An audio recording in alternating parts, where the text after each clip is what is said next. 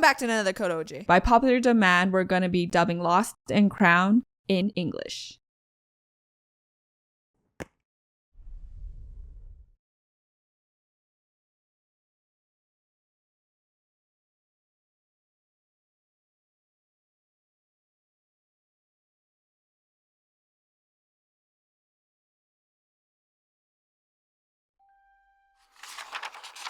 There once were two brothers named Peter and Larry.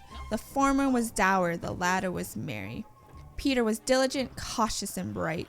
Regarding his job, he was always uptight. But Larry was still well and truly a kid. He oft made their mother, the witch, blow her lid. In battle, he couldn't help but be a brat. His mom often had to yell, "Larry, don't touch that!" One day the Red King, for whom Peter worked, found himself cranky and really quite irked.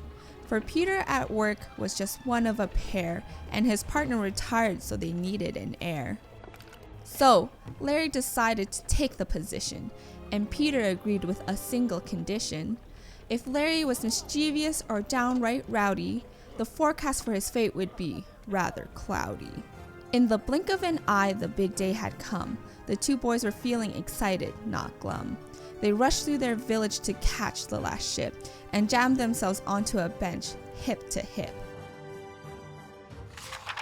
Larry's eyes en route grew steadily wider. Around them cruised dragons and cries of Even once they were both back and on the ground, Larry was utterly floored and spellbound. They ran through the market and over the bridge. The sunlight was fading, not left but a smidge. Then Peter strode boldly, his urgency clear, as Larry just juggled his helmet and spear. They got to their post just in time for a lull, though Larry's large helmet just slid down his skull. Though Peter wished everything wasn't so hard, the king had arrived. It was time to stand guard. Now, the Red King was just a wee misanthropic, but let us just say that's a sensitive topic. Regardless, he entered the room with suspicion, discovering why became Larry's new mission. The king re-emerged now looking quite smug, and closed the door softly with just a small tug.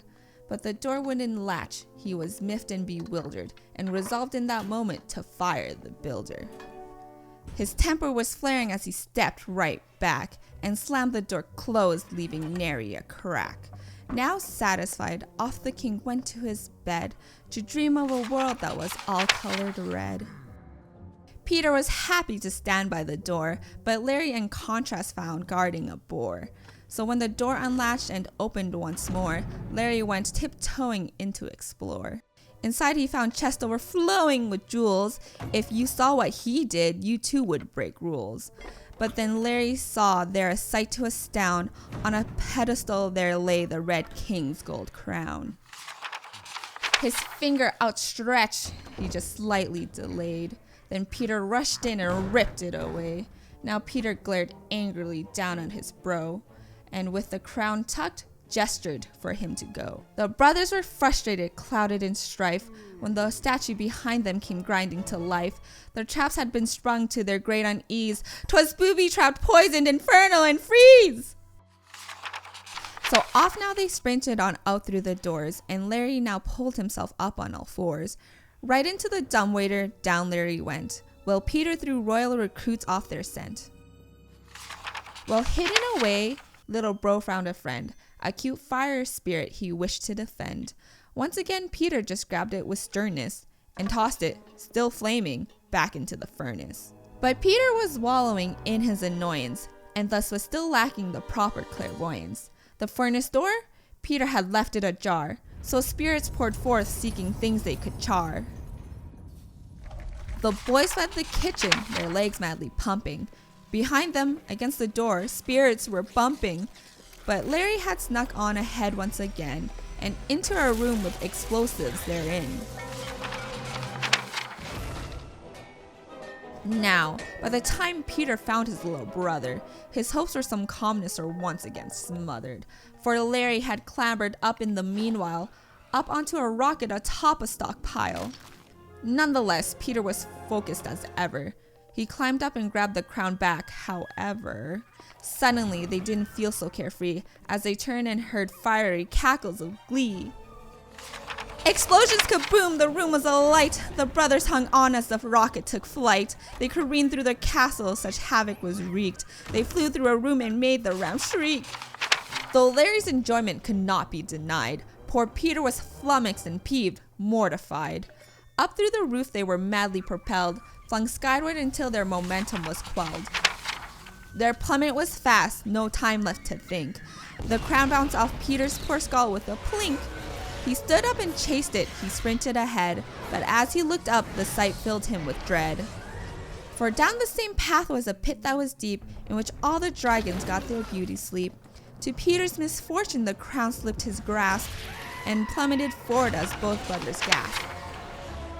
The crown plunged ahead and into the dark, and over towards where a dragon was parked. Their faces were frozen, no breath could they draw. The crown hit the ground and bounced into its maw. Though dragon was dozing, the crown still got swallowed. In horror and shock, the two skellies now wallowed. Their adventure was over, fun thoroughly squelched, and to crush their last hopes, an electrical bulge. Then Peter gave up. He was suddenly tired. Because of his brother, he'd surely be fired. They lost the king's crown, his favorite possession. Towards Larry, Peter felt naught but aggression. So after all that, Larry finally saw that Peter was angry, his feelings were raw. But as Larry tugged on his big brother's hand, the whole arm came off. The flames had been fanned. But as Larry shrunk back and pitifully cowered, Peter in all of his fury just glowered. He stomped off and stormed off to go who knows where, and frankly, at this point, he just didn't care. He felt like a prisoner walking the plank. But then, just behind him, there came a loud clink. What's he done now, Peter angrily thought, but as he turned round, in his throat, his heart caught. In the blink of an eye, terror flooded his soul. Had Larry descended down into the hole? He sprinted and ran through scenarios scary. What fate had befallen his dear little Larry? Astride the dense edge, Peter helplessly kneeled. He watched from afar, Larry barely concealed. As little bro scaled up the dragon scale tummy, Peter had never felt like such a dummy. Peter then felt as though shot by a bullet, as Larry slipped and fell into that blue gullet. And just then, on Peter, it finally dawned that Larry was now irreversibly gone. As heartbroken Peter now doffed his headgear, though skellies don't cry, it's as though there were tears.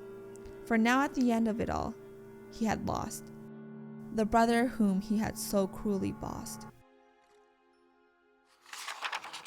But lo, what blue flickers now whirled all around? And what was that crackling electrical sound? He peered back down in and saw dragons a-swirling. They all were a-belching, a-burping, a-hurling. Then, out of the pit rose a glorious column, upon which dear Larry now rolled like a slalom.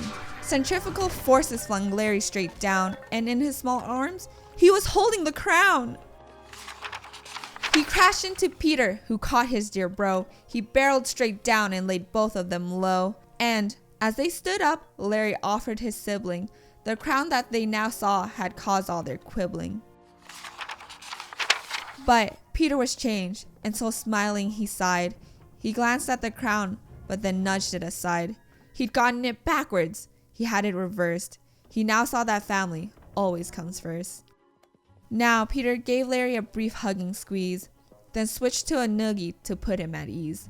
They turned to enjoy the spectacular view. With lightning and fire, the night was imbued.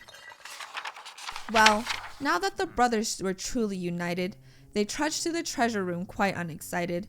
The crown was in terrible shape, near destroyed, and the Red King would surely, at least, be annoyed. But when they returned, they both were in shock. It turned out the king had more crowns in his stock. Looking back now, it had all been for naught. Well, only if you do not think as you ought. Although the crown hadn't been one of a kind, the real thing they found was a new frame of mind. Their journey was fraught, but when push came to shove, what really had mattered was brotherly love.